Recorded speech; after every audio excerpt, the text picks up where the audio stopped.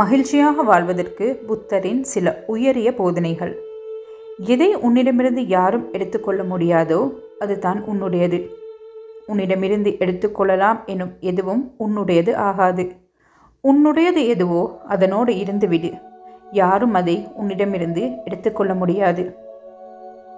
நம்மை தவிர வேறு யாரும் நம்மை காப்பாற்றப் போவதில்லை. யாராலும் காப்பாற்றவும் முடியாது.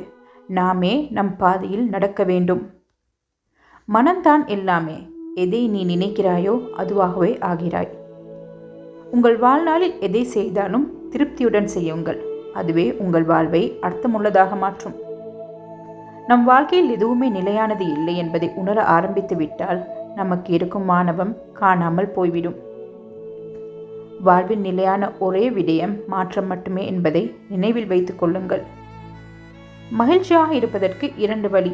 ஒன்று சூழ்நிலைகளை மாற்றுவது, இன்னொன்று உங்கள் மனநிலையை மாற்றுவது. அளவுக்கு அதிகமாக யோசிப்பது தான் மகிழ்ச்சியற்ற தன்மைக்கான ஒரே காரணம்.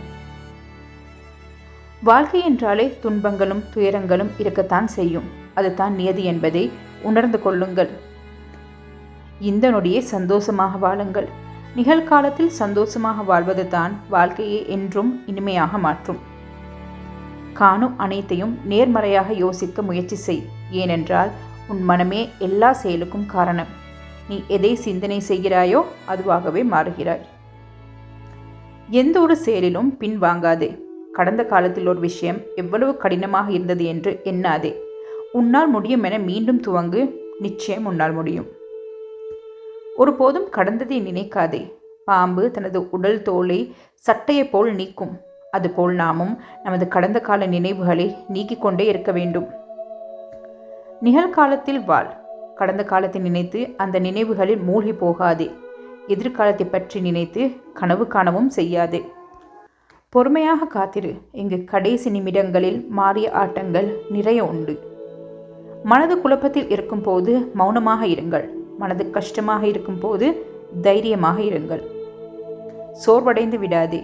வாழ்க்கை நீ எதிர்பார்க்காத நேரத்தில் தான் பல ஆச்சரியங்களை கொண்டு வரும்.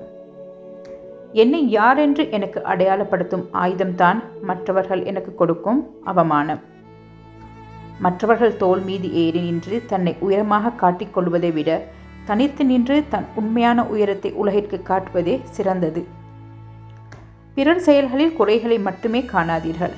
மற்றவர்களின் குறைகளை மட்டுமே கண்டுபிடிப்பவன் தனக்குத்தானே குளிப்பறித்துக் கொள்கிறான். பணம் நிம்மதி தராது என்று எந்த ஏழையும் சொன்னதில்லை. நிம்மதி தராத அந்த பணத்தை இழக்க எந்த பணக்காரனும் தயாராகவும் இல்லை. அனுபவம் அதிகரிக்க அதிகரிக்க உனது வாழ்க்கை பயணம் ஆடம்பரத்தை துறந்து அமைதியை தேடி செல்லும். எளிமையாக இருப்பது உங்களை உயர்ந்த நிலைக்கு அழைத்து செல்லும். பிறரை குறைத்து பேசி உன் மதிப்பை கூட்ட நினைக்காதே. அப்படி செய்வதால் கூடுவது உன் தலைக்கணமே தவிர மதிப்பல்ல. உணர்ந்தவன் உயர்வான். எண்ணம் போல் வாழு. பிறரை போல் வாழ எண்ணாதே. நிரந்தரம் என்று எதுவும் இல்லை. இங்கு உனக்குள் இருக்கும் பிரச்சனையும் கூட. நம்மை மதிப்பவர்களை நாம் தேடி போகலாம், தப்பில்லை. ஆனால் நம்மை அலட்சியப்படுத்துபவர்களை திரும்பி கூட பார்க்கக்கூடாது. எப்படி வேணுமானாலும் வாழ்ந்துவிட்டு போங்கள். ஆனால் உங்களால் ஒருவர் அளவோ அழியவோ கூடாது என்பதில் உறுதியாக இருங்கள். காட்டு சிங்கமாக இருந்தாலும் படுத்து கிடக்காமல் ஓடினால்தான் பசிக்கு இறை கிடைக்கும். கட்டி தங்கமாக இருந்தாலும் வெப்பம் தாங்கினால்தான் நகையாக மதிப்பு கிடைக்கும். மனித வாழ்வும் இப்படித்தான். பிறர் பொறாமைப்படும் அளவிற்கு வாழ ஆசைப்படாதே.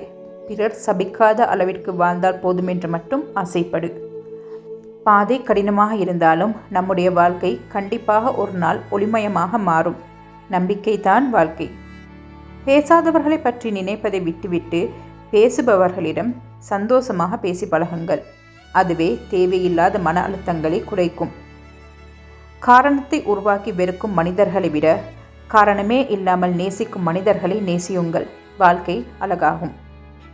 இன்று கடினமாக இருக்கலாம், நாளை இன்னும் மோசமாக இருக்கலாம். ஆனால் நாளை மறுநாள் பிரகாசமான நாளாக இருக்கும்.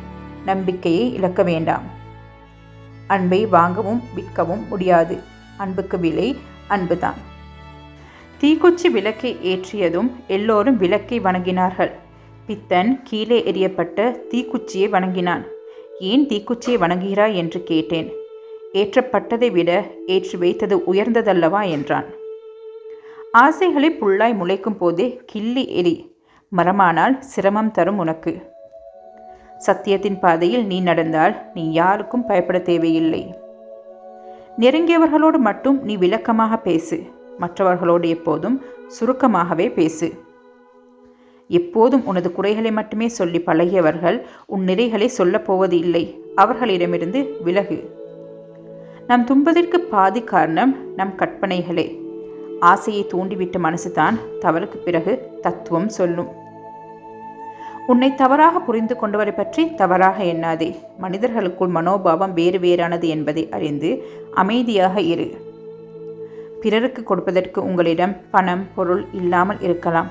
ஆனால் ஆறுதலாக சொல்ல 4 வார்த்தைகளுமா இல்லாமல் போகும்? கூர்மையான கத்தியை போன்றது நாக்கு. ரத்தம் வரவைக்காமலே ஒருவனை கொன்றுவிடும் வல்லமை அதற்கு உண்டு. உன் குற்றத்தை சுட்டிக்காட்ட உன் மனசாட்சி போதும். வேறு யார் வேண்டும்? அன்பை கொண்டு அனைவரையும் நீ வெல்ல நினைத்தால் உன்னிடம் தோற்றுப்போகவே அனைவரும் விரும்புவர்.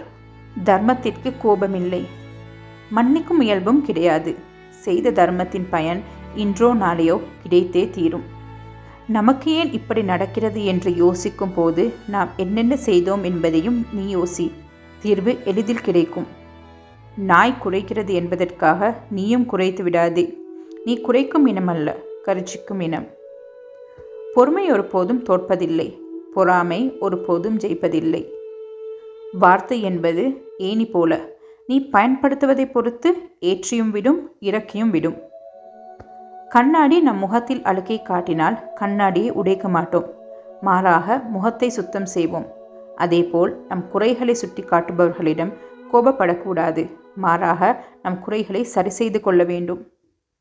ஆசையிலிருந்து துன்பம் தோன்றுகின்றது, அச்சம் தோன்றுகின்றது. ஆசையிலிருந்து விடுபடுபவனுக்கு துன்பம் இல்லை. அவமானத்தை அசிங்கமாக எண்ணாதே. அவை கற்றுத்தரும் அறிவுரையை எந்த விலையுயர்ந்த புத்தகமும் கற்றுக் கொடுக்காது.